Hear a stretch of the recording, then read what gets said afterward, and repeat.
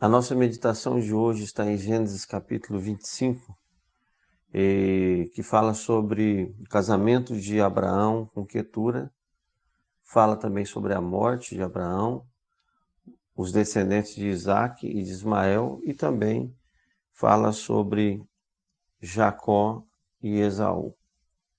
A gente vê aqui que Abraão foi contemporâneo dos seus netos Esaú e Jacó durante 16 anos, e então morreu em boa velhice.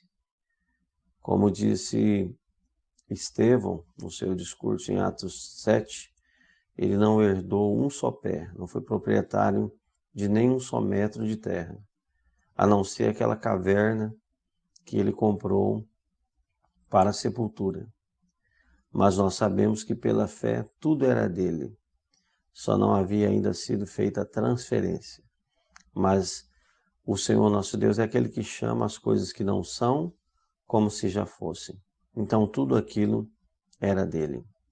Nós vemos que se alguém da terra de Abraão, de Ur dos Caldeus, fosse avaliar a sua vida, talvez ia pensar que ele foi uma pessoa que jogou tudo fora e saiu e sem saber para onde ia e teve uma vida não tão boa assim na visão dos seus conterrâneos. Mas nós sabemos que ele foi abençoado por Deus, estava satisfeito, era amigo de Deus, tinha comunhão com Deus e ele morreu em ditosa velhice. E aí vem mais uma vez a expressão que ele foi reunido a seu povo, que é uma expressão que Deus usa para o seu povo no Antigo Testamento.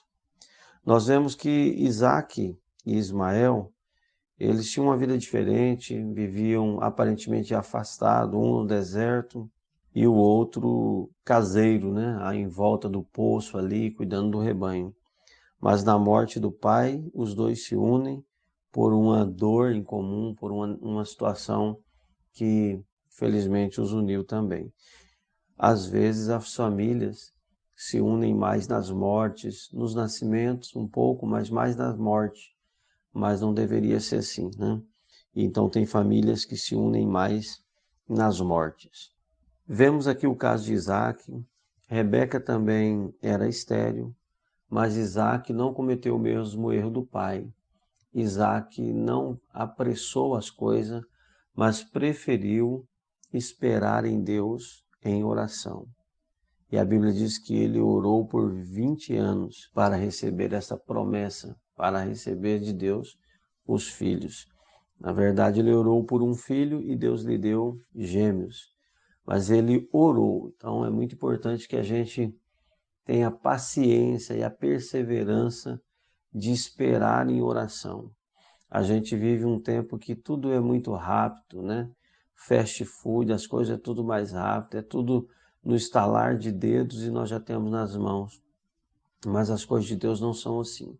Às vezes nós temos que chorar uma noite inteira para ver a bênção do Senhor na manhã. E como diz no Salmo 30, versículo 5. Então, Isaac foi um exemplo de quem perseverou em oração e deixou na mão de Deus, e no tempo exato o Senhor Deus ouviu a sua oração. Nós vemos aqui o caso de Jacó e Esaú. Esaú vendendo o seu direito de primogenitura. A primogenitura era algo muito especial na vida de um filho. A primogenitura, ela tanto dava àquele filho a liderança da família, na adoração, na chefia das famílias. Ela também dava uma dupla porção na herança, algo ali material também. Além de tudo isso, a primogenitura possibilitava a pessoa receber a bênção messiânica, aquela promessa do Messias, que poderia ter sido cumprida na vida de Esaú. Mas ele vendeu, ele não deu valor. Ele disse, do que me adianta? O versículo 32, ele disse, eis que estou a ponto de morrer, e para que me servirá logo a primogenitura? Muitas pessoas não valorizam a bênção de Deus na vida e trocam a bênção de Deus por uma satisfação momentânea de um prazer. Só que são decisões que mudam o futuro. São decisões que mudam a história da nossa vida. E às vezes, por um ato impensado, nós trocamos a bênção de Deus por um momento, né? Então fica aqui a recomendação bíblica e a exortação para nós neste dia. Não troque a bênção de Deus por um momento. Não troque a bênção de Deus por um manjar, por um prato de lentilhas. E nós percebemos, irmãos, que a fome dele, o desejo dele estava em primeiro lugar. O apóstolo Paulo, ele fala aos Filipenses que os homens que são inimigos da cruz de Cristo, o Deus deles é o estômago, o Deus deles é o ventre. Quer dizer, a pessoa se entrega às concupiscências, se entrega aos desejos carnais, sem medir as consequências. Muitas vezes na nossa vida, nós passamos por situações que a decisão dói na carne, mas nós temos que tomar. De um lado nós temos a razão, de um lado nós temos o próprio respeito próprio, o nosso Deus, de um lado nós temos a nossa família, a honra da família, e do outro lado nós temos o desejo carnal gritando dá, como diz a palavra. Mas nós temos que tomar muito cuidado, senão falamos uma palavra, praticamos uma ação, da qual vamos arrepender para o resto da vida e que se nós pudéssemos voltar atrás, nós mudaríamos. Então que Deus, nesta manhã, te ajude. O escritor aos Hebreus recomenda no capítulo 12 que ninguém seja devasso ou profano como foi Esaú, que por um manjar vendeu o seu direito de primogenitura. E depois, mesmo com lágrimas, ele não alcançou arrependimento.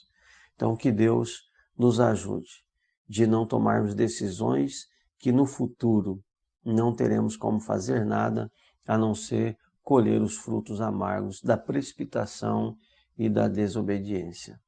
Que Deus te abençoe nesse dia, que Deus abençoe a sua família, tenha uma boa leitura e uma boa meditação na palavra de Deus.